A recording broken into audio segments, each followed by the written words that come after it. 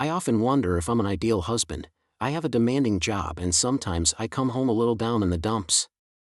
I may not be a model of financial success either, although I'm not a millionaire. We live a fairly comfortable life, our home is in a beautiful setting, we own 2 nice cars, my wife has a closet full of nice clothes, and our 8-year-old daughter Vanessa is surrounded by lots of expensive toys. Although our relationship had recently been overshadowed, there was always something not quite right between us. There was a subtle shift between us that I couldn't pinpoint, and Gloria became distant, displaying a coldness that I had never seen before. At first, I wanted to give her space to sort out the issues that were troubling her, but her aloofness bored me. I've always tried to keep our love life lively and spontaneous because I'm a romantic at heart, and I've often surprised Gloria by bringing home a dozen roses after work to kickstart the foreplay. But lately my romantic gestures have been met with little more than gratitude and a soft kiss on the cheek rather than appreciation for the nature of those gestures. For weeks now, Gloria has shown no initiative in intimacy, her reactions to my overtures ranging from not being in the mood to using a headache as a typical excuse, and even on the rare occasions when she acquiesces, she continues to be passive in letting me do all of the work as the weeks go by. I found myself mentally withdrawing from the situation, spending time with my daughter when I got home and intentionally trying to avoid interacting with Gloria, which only made the situation worse and I felt increasingly desperate. I took some time at work to reflect on how it all started and whether I might have inadvertently triggered a change in Gloria's behavior. I vehemently denied the idea and reassured myself that she would never cheat on our marriage, but every time I tried to piece together the puzzle, I realized that there seemed to be a third factor present, and that was Gloria and a potential lover. I delved into articles about signs of cheating, looking for changes in demeanor and habits. Admittedly, I didn't notice any noticeable changes in Gloria's appearance or habits, but my interactions with her were largely limited to evenings after work. I thought about hiring a private investigator, but without concrete evidence, it seemed premature and unreasonable to do so, as I was merely suspicious and did not have enough evidence to justify the expense of hiring a private investigator. I decided to take matters into my own hands by purchasing an old surveillance camera, quietly installing it under the eaves of the AR garage, and attaching it to a hidden tape device hidden behind a paint bucket. My goal was to monitor any unfamiliar vehicles that drove into our home, but after 2 weeks of surveillance, there was no sign of any suspicious vehicles. As time went on, my suspicions persisted despite the lack of concrete evidence. Gloria's moods worsened and our intimate moments became fewer and farther between, which left me frustrated and resentful. Our 12th wedding anniversary was approaching and I saw an opportunity to re-inject passion into our marriage. I made reservations at Plato's, a favorite restaurant of Gloria's, and as Dee led us to our table, I hoped to recapture some of the ecstasy of our early years. I sensed Gloria's eagerness to get on the dance floor, but I suggested that she go to a new club. This club was cozy, dimly lit, with a dance floor catering to the older crowd and a great selection of music. Dancing has always been one of our shared hobbies, and this common interest initially drew us together.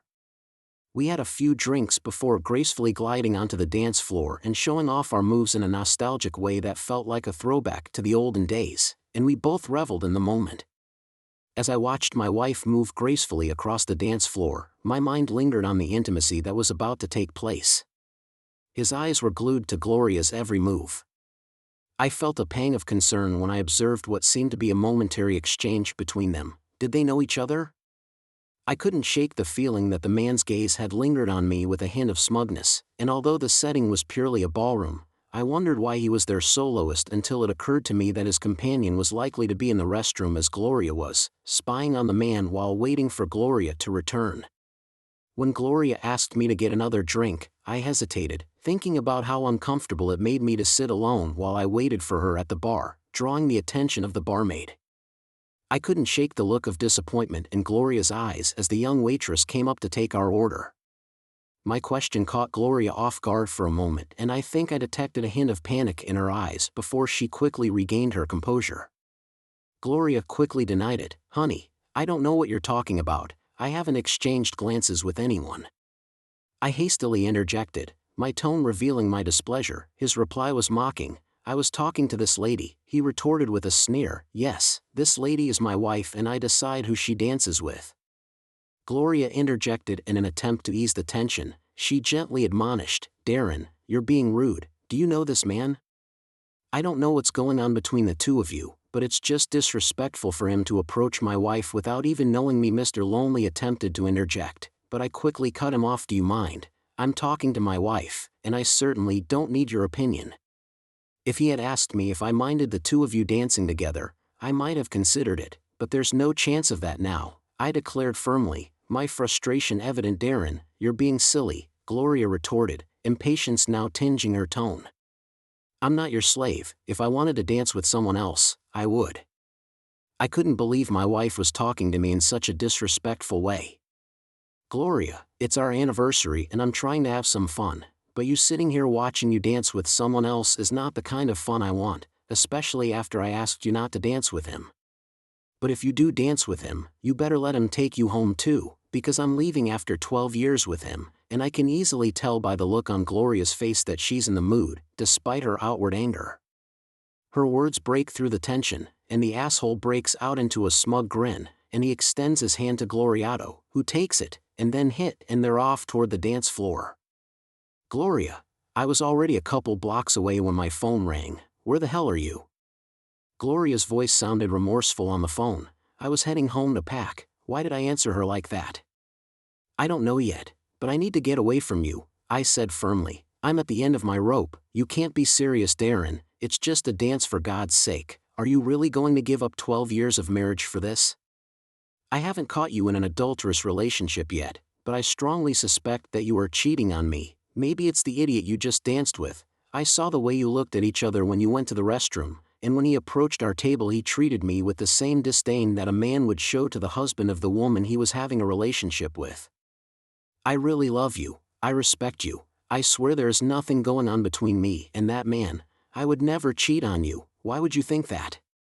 Don't tell me you respect me, because your behavior tonight proves that you're not having an affair, and if you're not having an affair, then you certainly made a good impression on me, and he's very attractive, and I noticed him when we danced, but I didn't have an affair with him, and please, honey, please come back and pick me up, and no, like I said, I've had enough of this, and I told you, if you danced with that guy, you're gonna have to find your own way back home, and I mean it. I'm parked in our driveway right now. By the time you get home I'll be gone. If you're having an affair, trust me, I'm not having an affair. Listen, I'll call a cab, but please wait there until I get home. We need to clear this up, please. I'll be home in a minute, she pleaded, then abruptly ended the call. Upon arriving at the house I quickly packed my bags and was out of the house in 12 minutes. Curiosity nagged at me. Would Gloria really take a cab home, or would that asshole drive her home? The cab pulled into the driveway. Gloria got out in a hurry and darted into the house. Satisfied with what I saw, I headed for the motel. Almost immediately my cell phone rang again and I turned it off. Although I had no concrete proof of infidelity, my suspicions were still strong. I was almost convinced that Gloria and the man she had been dancing with knew each other. Maybe now was the time to hire a private investigator. The next day I found one of the most promising private investigators in the Yellow Pages, and after visiting his office and offering a retainer, I went to work. My secretary, Joan, told me that Gloria had already made 20 phone calls and that I felt something was wrong. I also informed the receptionist not to let Gloria into the office if she showed up. I needed to give Pi a chance to reveal the truth, and now it was a waiting game. Later that afternoon, I received a call from my neighbor Andrea. I expected it to be about Gloria, and as reluctant as I was to do so, I answered Darren's call and she started up again with what Gloria had told me about what had happened that night, and she was on the other end of the line. Still mentioned that you suspected her of cheating. You don't really believe that, do you? I'm afraid I do. I've been admitting that she's been behaving erratically for over 2 months now. The events of the other night just validated my suspicions. She said, no, that's not entirely true. I witnessed them exchanging glances before he approached our table. He was very disrespectful to me, and Gloria chose to back him up, and despite the fact that I warned her of what would come of it, she continued to disregard my feelings. I'm almost certain that there's something going on between the two of them. Darren, please. I really think you're jumping to conclusions. I've been your neighbor for years, and if Gloria had been unfaithful to you, I would have noticed, and dancing with that man was a mistake, and she's angry because you told her not to be, but she's realizing that you're right, And believe me, Darren, I know Gloria, and she wouldn't have cheated on you, and I don't believe it any longer, Andrea, but her behavior the other night wasn't exactly a sign of love, it was a sign of love. Her behavior the other night wasn't exactly a sign of love. Please, Darren, talk to her. You won't solve anything if you refuse to communicate with her any time to let the PI do his job. Andrea, do me a favor and let her know that I'm going to call her in a few weeks. I need some more time to think about things, okay, Darren? She agreed. I'll pass it on to her, but please promise me you'll call her then, okay? I promise. Over the next 2 weeks I was anxious. I contacted the investigator a couple of times, but each time he told me there was nothing substantial to report. Finally, he called me into his office, and as I sat down, my stomach churning with nerves, he slid an envelope across the desk toward me, and as I picked it up, my hands trembled. With trembling fingers I flipped through the report until I reached the designated page. Could this be the evidence I had been searching for so hard? After a thorough investigation, this office has found no evidence to support the client's suspicions of infidelity to his spouse. Mr. Barnes, over the past 2 weeks, my team has meticulously monitored your wife's every move. We've observed her residence, we've monitored her communications, we've followed her when she's away, we've scrutinized her phone records and her credit card statements. I expressed my gratitude to the investigator and returned to my hotel room.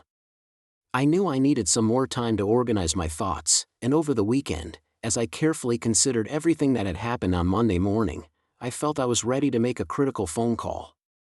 Her voice trembled with excitement. Hello, it's me. I'm answering. Are you okay? You sound upset. After a short silence she spoke again. Darren, I'm so sorry. I don't know what I'm going to do if you don't come back to us.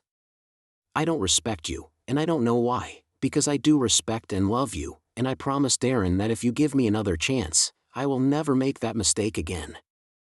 I was caught off guard by her sincere plea, which was in stark contrast to her demeanor in the ballroom.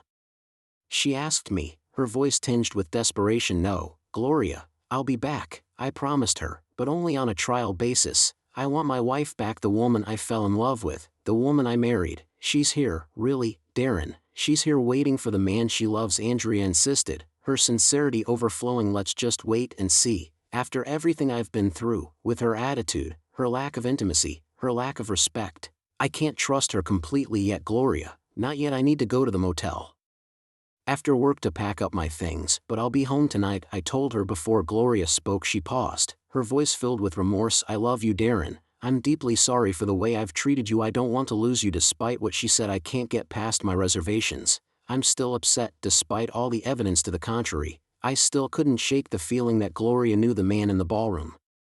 When I got home, Vanessa greeted me warmly at the door, not realizing our recent troubles, and Gloria was there to wrap her arms around me and bathe me in deep kisses, which I returned eagerly at that moment. A few months ago, she surprised me with a birthday party. In the past, we rarely threw birthday parties for my birthday, but last night when I got back, it became a tradition for us. Last night was our 14th wedding anniversary, and this time Gloria was in charge of planning the entire party, and when I came home from work, she greeted me with tickets to the dinner theater to see Man of La Mancha, one of my favorite plays. With the moon shedding its gentle light and a warm breeze blowing in off the lake, it felt like a scene from a romantic movie. "I love you, darling," I whispered, feeling like our relationship was still in the honeymoon phase. Part 2. The glorious side. Even though the calendar had officially declared the arrival of spring weeks ago, it was the only day that Gloria was able to shed her thick winter coat and walk out of the house. Upon stepping outside, Gloria inhaled deeply, taking in the fresh scent of the morning dew that had lingered overnight after the April showers. Listening to the pattering raindrops on her way to the car, Gloria couldn't help but notice the beautiful blue wildflowers sprouting on the lawn, resilient in the face of winter's adversity, reminding her of the intrinsic longing for renewal and new beginnings that spring always brings. Gloria hummed the tune that was playing on the car radio, and made her way to a quaint coffee shop where she was going to meet up with her best friend, Zara, who she hadn't seen in a while. Meet Zara. Zara has a son who is the same age as Vanessa, Gloria's daughter. The aroma of freshly brewed coffee fills the bustling cafe as Gloria walks in, and Gloria joins the line of customers waiting for their own coffee. When Zara noticed Gloria approaching, she smiled and stood up, greeting her, and the two of them hugged warmly before taking their seats. Gloria said, "It's been a long time, how have you been?" They reminisced about past times, they laughed at the school events they had attended together, they exchanged stories about the children and marveled at how time had flown by. As they delved deeper into their conversation, Zara leaned in closer, she lowered her voice and said to Gloria, "Can you keep a secret? Can you keep a secret?" "Of course I can," replied Gloria, who was digging into the secret of locking her lips and throwing away the key. "What's going on here?" "I probably shouldn't even be telling you this," Zara confessed, her excitement overflowing, "but I've always loved hanging out with this person." "Wait, didn't you say you were considering an affair?" Zara's mouth quirked up in a mischievous half-smile. "We haven't crossed the line yet, but I'm seriously considering this. It's Eric, he's different, being with him makes me feel alive, but I'm worried he'll lose interest." "Wait," Gloria interrupted, her voice tinged with worry. "Have you thought about the consequences? Are you willing to risk your marriage for him?" She smiled. "Don't worry, I'll make sure Nick never finds out. If he does, he'll be devastated. Besides, Eric is married, we have to be careful." "Zara, do you remember when Darren and I had a falling out a few years ago? He left me for a while?" Gloria said, her tone serious. Zara nodded solemnly. "Of course, Gloria. I promise you that if this gets out, it will ruin my marriage. That's why I've kept it buried in my heart." Gloria paused as the waitress refilled their coffee cups, then she continued, her voice low and eager. "After all these years, I look around and realize what I'm doing. Where am I going?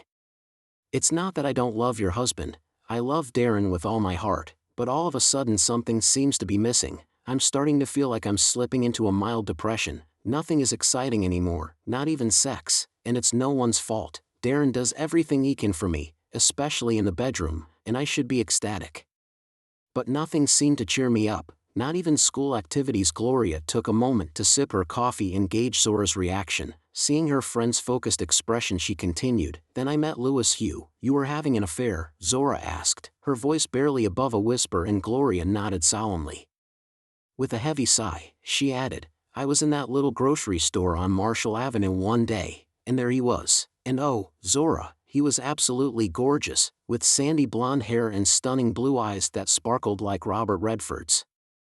Tall, I'm pretty sure he's 5 feet 8 inches or so, and even with his clothes on, I can tell he's in great shape. He looks at me with those mesmerizing blue eyes, smiles a charming smile, and greets me with a smile that, I hate to admit it, but I can feel myself getting aroused. It's so embarrassing." He extended his hand to shake mine and introduced himself, and even though he noticed my wedding ring, he didn't seem to let that stop him from pursuing me. I was flattered to think that a man like him would be interested in me. We talked and laughed as we picked out groceries in the aisles. As we walked to the register, he boldly gave me his phone number and suggested we get together for lunch next week. I thought, yeah, I'm going to call you and we're going to have a hot romantic relationship, and then my husband is going to kill us both. When Darren came home, I was packing groceries and I was already feeling guilty. I snapped at him when he tried to help. I think it was some sort of unconscious defense mechanism. ISM. Poor Darren just asked me if something was wrong. Geez, what do you mean? Of course I lied. I told him I was just a little bit tired and I knew I shouldn't have called him, that it was wrong, and I know that I'm now feeling vulnerable, and I keep telling myself no, but I can't help myself. We made plans to have lunch the next day, and Zara held her breath waiting for Gloria to take another sip of her coffee before continuing Zara's conversation.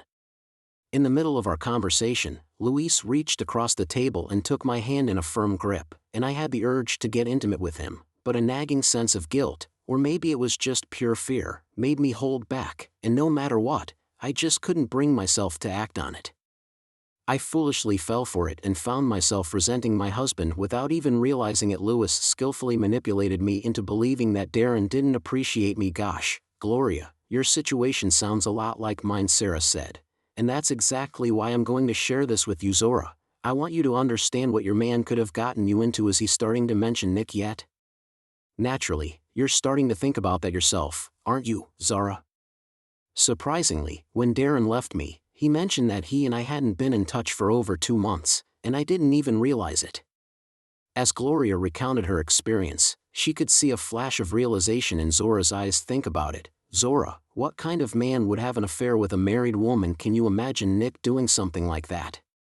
Gloria asked the question pointedly, and while Zora pondered Gloria's words, Gloria continued her narrative. In any case, we had lunch again the following week. It was getting harder and harder for me to remain faithful to Darren. After each meeting I could sense his frustration with my excuses, and I knew that if we had lunch one more time, we'd end up in bed. I mentioned that we might go back to one of the dance halls we used to frequent and reminisce about the fun times we had there. Louis saw an opening and immediately jumped at the chance. But Louis arrogantly brushed aside my concerns, claiming that it would teach Darren a lesson, and that he wanted to show Darren how much other men wanted me, hoping that it would make Darren appreciate me more. I spotted him as soon as I entered the club. Naturally I didn't recognize him. Darren and I were chatting away until Louis came up to me and asked me to dance, and my God, Zara whispered in shock, yes, and to make matters worse, he completely ignored Darren.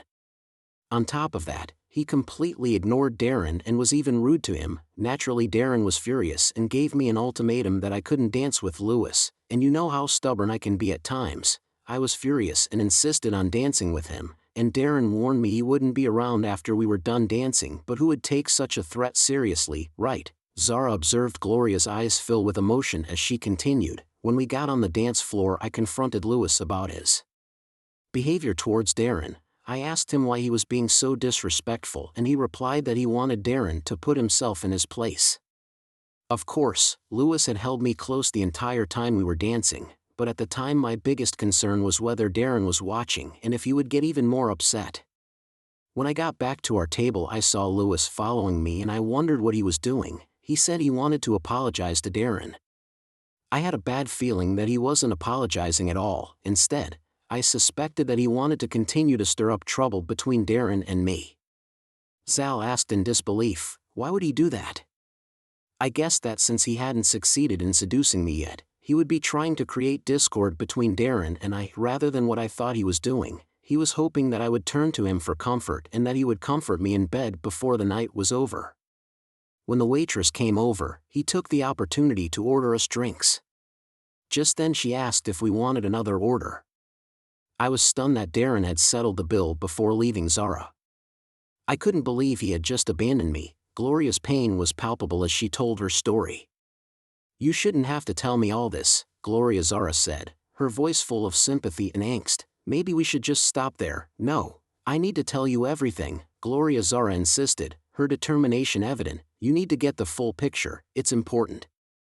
I immediately picked up my cell phone and called Darren to come back and pick me up. That's when he dropped the bombshell that he thought I was having an affair and that he suspected I was with Louis. She continued, it was like a sudden revelation and everything became clear. It wasn't Darren who took me for granted. He had done everything he could to support me. It was me who had taken him and Vanessa and our life together for granted. I pleaded with Darren to come back so we could talk about it, but he refused, so I called a cab. I didn't hesitate to knee him in the groin, causing him to grimace in pain, and I made it clear that I would file a sexual harassment suit against him if he tried to contact me again. I tried to call him, but he turned off his cell phone. I was terrified. I saw my marriage falling apart in front of me. Everything we had built, our entire family, seemed on the verge of collapse. The next day I tried to go to him at his work, but he refused to talk to me, and his secretary told me that he had instructed the receptionist not to let me see him if I went to him. I was hoping that she could convince him to talk to me, and surprisingly, he did talk to her, but only to say that he needed time to think about it and promised to contact me in a few weeks. It had been an agonizing 2 weeks. Whenever Vanessa was present I forced myself to act strong and tell her that Dad was away, but in private I couldn't help but cry. I feared that I had irreparably damaged our relationship. Darren was so angry that I doubted he would ever come back, especially if he thought that I had been unfaithful to him. Gloria paused, her voice choked with emotion. I'm so sorry. She wiped away her tears and said to Zara, even after all this time, it's still hard for me to talk about it. Taking a deep breath, she continued her story. Let me tell you, it made me realize the value of everything I have and how lucky I am in the end. Zara, love has to conquer desire. I love Darren and he loves me, and in my eyes, there is no man in the world who is worth sacrificing all of this for. Wow, Zora replied thoughtfully, you're so right. I can't imagine what I'd do if my husband left. Have you ever confessed the truth to Darren?